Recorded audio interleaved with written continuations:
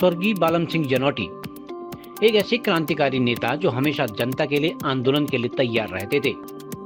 एक ऐसे साहित्यकार जो कुछ ही मिनटों में मार्मिक रचना तैयार कर देते थे। एक ऐसा समाज सेवी, साथ ही एक ऐसे जनपक्षी व्यक्ति जो हमेशा गरीब, मजदूर, किसान तथा महिलाओं की परेशानी को दूर करने के लिए बेचैन रहते थे।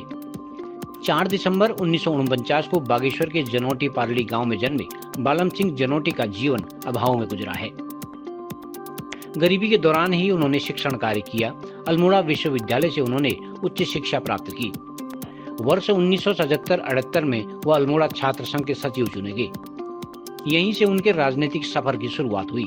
इसी दौरान उन्होंने जंगल बचाओ के तहत चिपको आंदोलन सहित कई आंदोलनों में हिस्सा लिया। मजदूरों के हित में उन्होंने अल्मोड़ा मैग्नीसाइट के खिलाफ आंदोलन किया तथा ग्रामीणों को न्याय दिलाया। उन्होंने पहाड़ी मोर्चा के नाम से संगठन का भी गठन किया। 1988 में वो अल्मोड़ा नगर पालिका के अध्यक्ष चुने गए, लेकिन कर्मचारियों की हड़ताल के कारण उन्होंने 2 साल के बाद ही अपने पद से इस्तीफा दे दिया। स्वर्गीय बालम सिंह जनोटी ने एक बार अल्मोड़ा विधानसभा तथा एक बार अल्मोड़ा संसदीय सीट से चुनाव भी लड़ा है। हालांकि यहाँ दोनों बार उन्हें असफलता मिली। बेहद ईमानदार छवि के नेता रहे बालम सिंह जनोटी कुशल साहित्यकार तथा पत्रकार भी थे। उन्होंने कई रचनाओं का निर्माण भी किया। उनकी पहाड़ी में लिखी गई कविताएं आज भी प्रासंगिक हैं। उनकी विरासत को संजोए रखने के लिए उनका परिवार तथा कई संगठन आज भी प्रयास कर रहे हैं। उनके संघर्ष के साथी रहे अधिवक्ता गोविंद सिंह भंडारी तथा उनके पुत्र दिग्विजय सिंह जनोटी ने स्वर्गीय बालम सिंह जनोटी के व्यक्तित्व के बारे में विस्तार से जानकारी दी।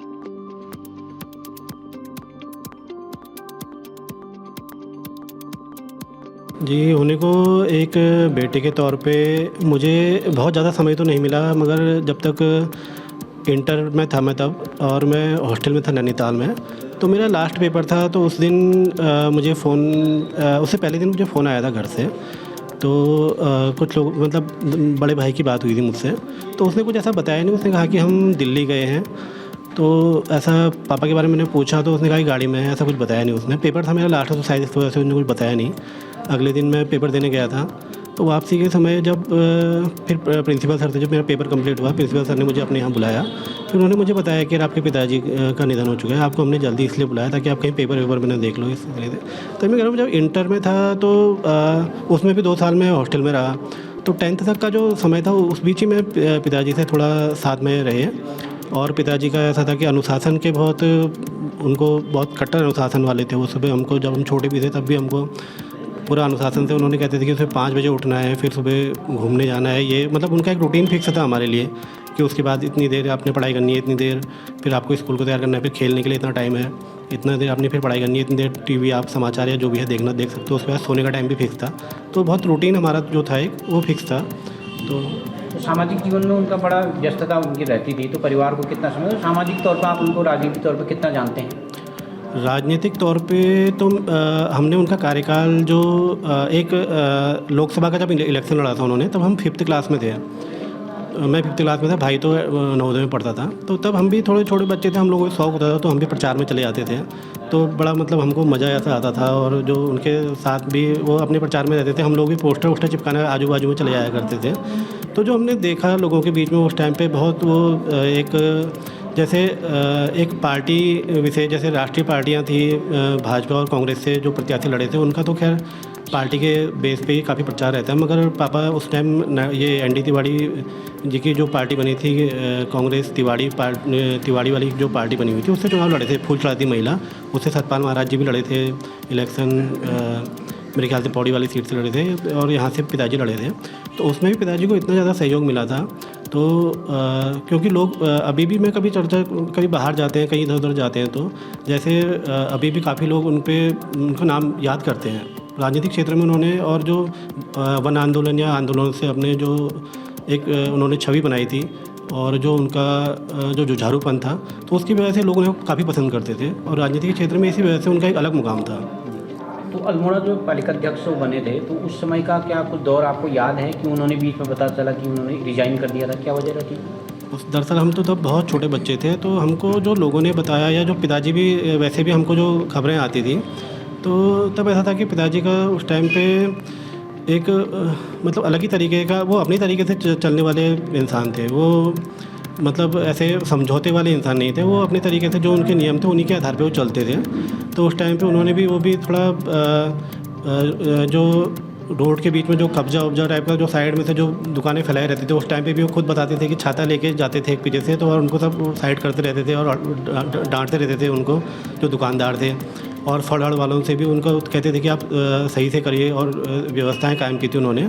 और सफाई कर्मचारियों का बीच में ऐसा हुआ था कि एक बार मुख्यमंत्री का काफ़िला आया था, तो टोल टैक्स का उस टाइम पे एक टोल टैक्स कटता था ऊपर की ओर से, ये एनटीडी की साइड से, और नीचे शायद मेरे ख्याल से। तो जो मुख्यमंत्री का काफ़िला आया था तो उसमें तो मुख्यमंत्री का काफ़िला तो उन्होंने टोल टैक्स दिया नहीं। तो पिताजी थोड़ा नियम के पक्के थे, तो उन्होंने कहा कि आप चाहे जो भी आए हैं, मगर जो गाड़ियों का है वो टोल टैक्स हम वसूल करेंगे करके। टोल टैक्स तो वसूल किया था। तो इस वजह से फिर मुख्यमंत्री जो भी थे उनके उन्होंने शायद मेरे ख्याल से जो पालिका का था जो बजट वो कुछ कम कर दिया था उस वजह से। तो जो सफाई कर्मियों का था वो भुगतान सही से नहीं हो पा रहा था। काफ़ी टाइम से पापा ने थोड़ा व्यवस्था की थी, मगर उसके बाद जब समस्याएं ज़्यादा आने लग गई थी, तो फिर इन्हीं समस्याओं के चलते कि उनको लगा कि यार मेरी वजह से ये समस्याएं आ रही हैं, तो तब उन्होंने इस्तीफ़ा दिया था। ये तो उनकी जो एक किस्म की उनकी जो सामाजिक, राजनीतिक और जो धरोहर है उसको सहेजने के लिए एक पुत्र के तौर पर आप क्या करने जा रहे हैं? देखिए, हम अपनी ओर से खैर उनके मुकाम तक तो हम पहुंच नहीं सकते, क्योंकि जो उनका संघर्ष रहा था, उन्होंने बहुत ज़मीनी स्तर से संघर्ष किया था। उन्होंने खुद कमाकर खुद पढ़ाई की थी, और जो उन्होंने एक गांव से जाके अल्मोड़ा में नगर पालिका चेयरमैन बने थे, और इतने बड़े स्तर पर गए थे कि उनको मतलब एमपी तक का चुनाव लड़े थे वो। तो उस स्तर तक तो हम मतलब कल्पना भी नहीं कर सकते कि इतने क्योंकि इतना संघर्ष हमने किया नहीं है, मगर हम प्रयास करते हैं कि जो उनकी धरोहर है उनको हम थोड़ा संभाल सकें। और बीच में हम प्रयास कर रहे हैं कि जो साहित्य का जो उनका जो भी है साहित्य के संबंध में भी जो उनकी अप्रकाशित रचनाएं हैं उनको उनको मैंने टाइप कर चुका हूँ। उनका भी अंतिम स्टेज में वो चल रहा है कि अब हम पुस्तक प्रकाशित करने की ओर अग्रसर हैं उसमें। और उसमें हमने बाकी और जो उनके साथी रहे हुए संघर्षों के साथी, चाहे वो आंदोलनों के हों या फिर अन्य जो चाहे उनके बचपन के साथी हों, चाहे उनके शिक्षा के समय में जिस टाइम बीडीसी की थी उस टाइम के उनके साथी हों, या कॉलेज के साथी हैं, उनके जो उनका राजनीतिक क्षेत्र है, उनके राजनीतिक क्षेत्र में जो साथी रहे हैं, साहित्यिक क्षेत्र में जो साथी रहे हैं उनके, उन सभी को हमने एक बार प्रयास किया है कि उन सभी की ओर से उनके जो यादें हैं, जो संस्मरण हैं, उनके फ़ोटो या कुछ भी हैं, उनको एक बार हम संकलित करना चाह रहे हैं। तो उसके लिए हमने प्रयास किया है। उसके लिए काफ़ी सारी रचनाएं और फ़ोटो एकत्रित भी हो चुकी हैं। तो मैं आपके चैनल के माध्यम से भी जो आपके दर्शक हैं उनसे भी कहना चाह रहूँगा कि आपके पास भी अगर ऐसी कोई संस्मरण है या फ़ोटो वीडियो आदि ऐसी कुछ है, तो आप हमको भेजिए मेरे व्हाट्सएप नंबर पे। मैं नंबर आपको दे देता हूँ 9719556844। इस नंबर पे आप मुझसे संपर्क कर सकते हैं या व्हाट्सएप भी कर सकते हैं। आप मुझे अपनी रचनाएं जो भी है, आप संस्मरण जो भी है, आप मुझे भेजिए, और हम उनको प्रयास करेंगे कि एक संकलन अच्छा सा तैयार कर सकें और आप लोगों के समक्ष प्रस्तुत कर सकें। नमस्कार आप सभी दर्शकों को, मैं हूं सुरेश पांडे। लोकल न्यूज़ 31 में आपका स्वागत है। आज हम बातचीत करेंगे कुमाऊं अधिवक्ता महासंघ के अध्यक्ष गोविंद भंडारी जी से। और आज मौका ये है कि हम एक बहुत पुरानी कुमाऊं की शख्सियत हुआ करते थे जो राजनीतिक, सामाजिक और साहित्यिक क्षेत्र में जिनका बहुत बड़ा योगदान रहा है, ऐसे हमारे स्वर्गीय बालम सिंह जनोटी जी, उनके बारे में थोड़ा सा उनके संघर्ष के साथी रहे हैं गोविंद सिंह भंडारी जी। हम उनसे जानेंगे कि किस तरह का उनका व्यक्तित्व था।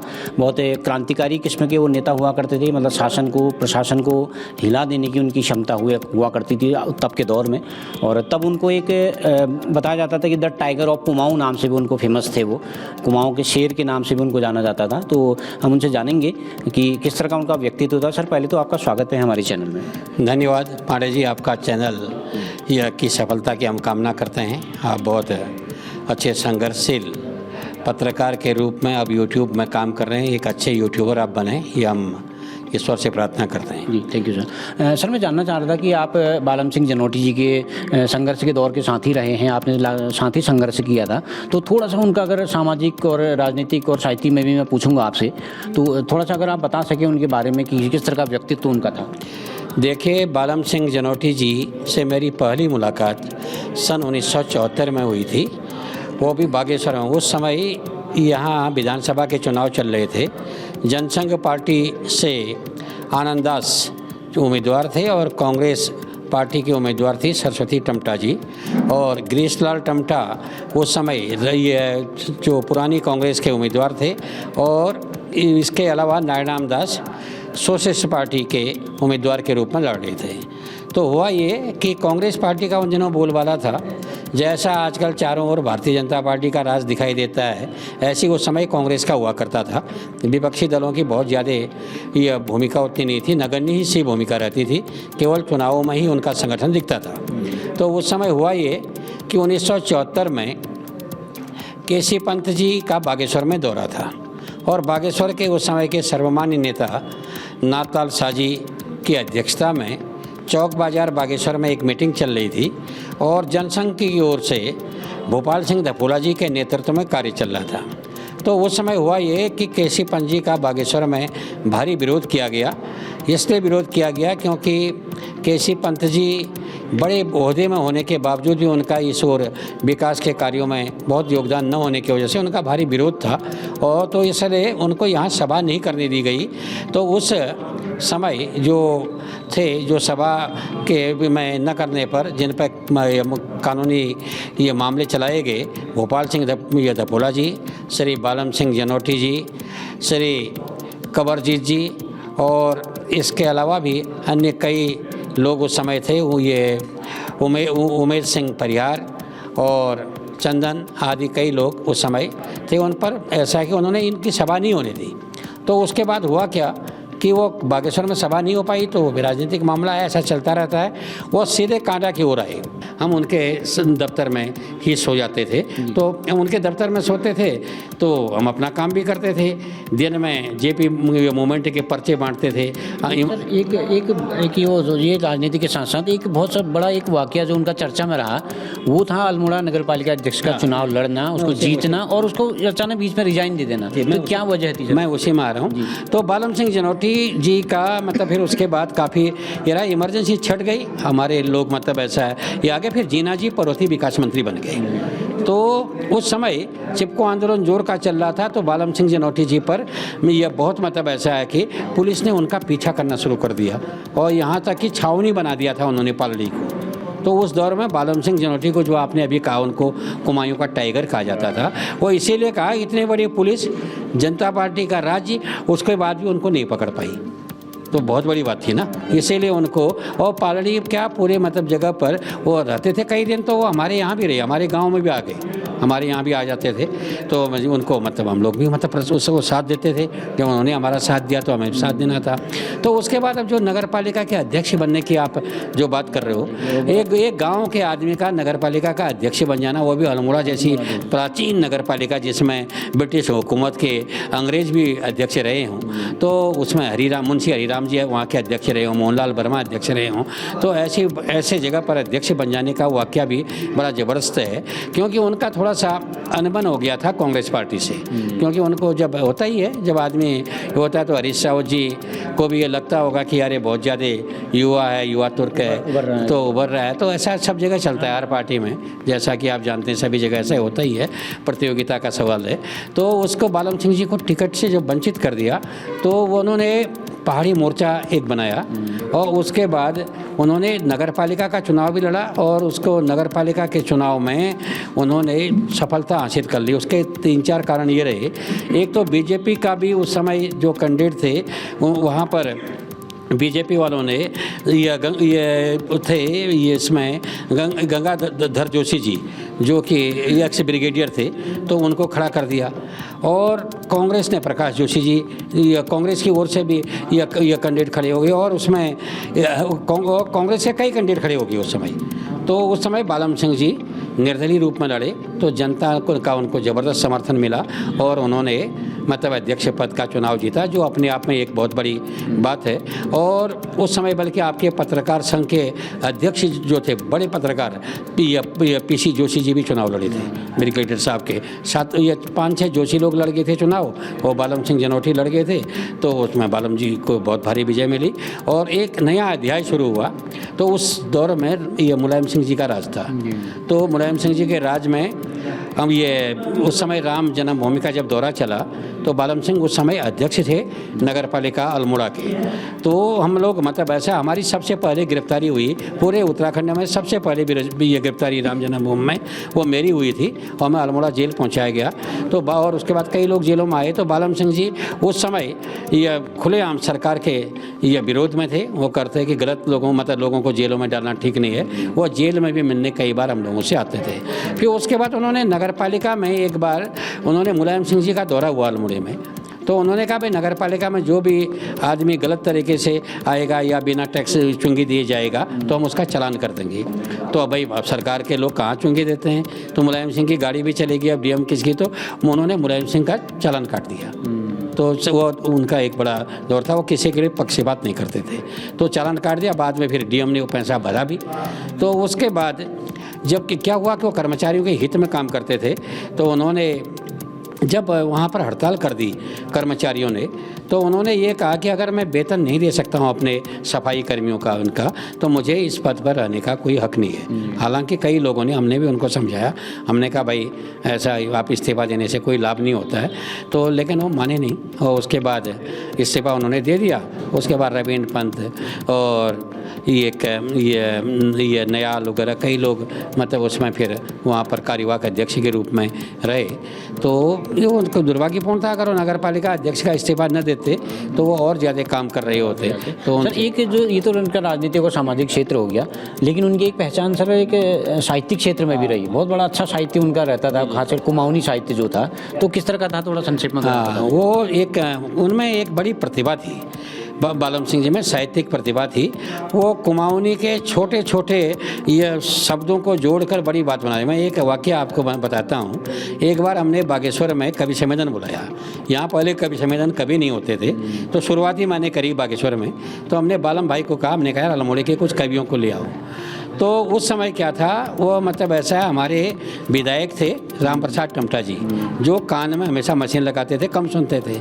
और जीवन शर्मा हमारे लोकसभा के एमपी थे। तो वो मतलब ऐसा उनकी जवान थोड़ा लगती थी। तो अब कुमाऊं वो सम्मेलन चल रहा था।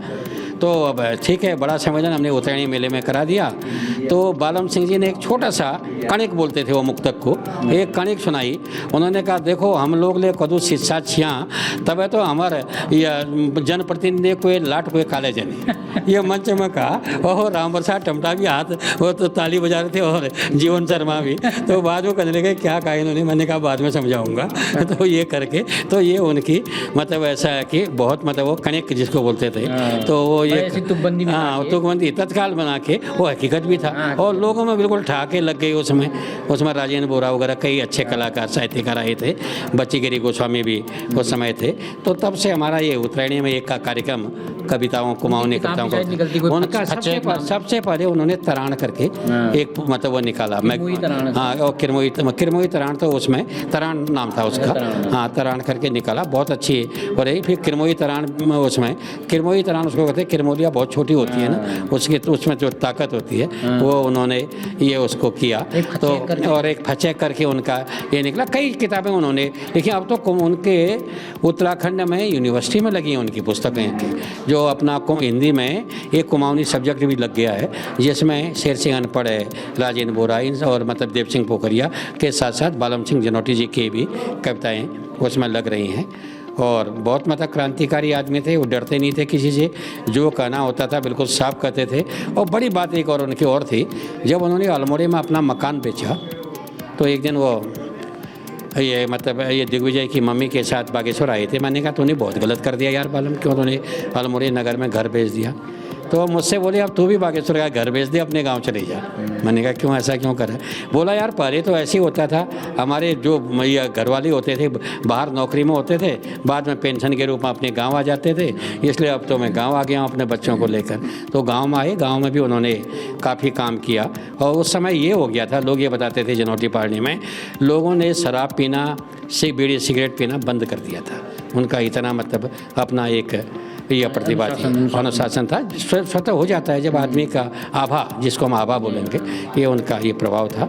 तो अभी भी उनका बेटा ये दिग्विजय का और मतलब उनके भाभी जी हमारी, ये सब लोग बहुत मतलब तरीके से उनकी जयंती मना रहे हैं। पत्रकार संघ और बार एसोसिएशन के ओर से भी हम उनकी जयंती मनाते हैं। हमने तो ये कहा है कि बार को हमेशा उनका जयंती को मनाना। तो आप थे हमारे साथ वरिष्ठ अधिवक्ता और बार महासंघ के प्रदेश अध्यक्ष गोविंद भंडारी जी, जिन्होंने बताया कि दिवंगत हमारे अधिवक्ता और बार संघ के सदस्य और हमारे राजनेता और हमारे ऐसे साहित्यकार स्वर्गीय बालम सिंह जनोटी जी के बारे में विस्तार से उन्होंने बताया, और कितने बड़े वो क्रांतिकारी नेता थे, किस तरह के वो डिसीजन तत्काल लेके अपने बड़े फैसले ले लिया करते थे।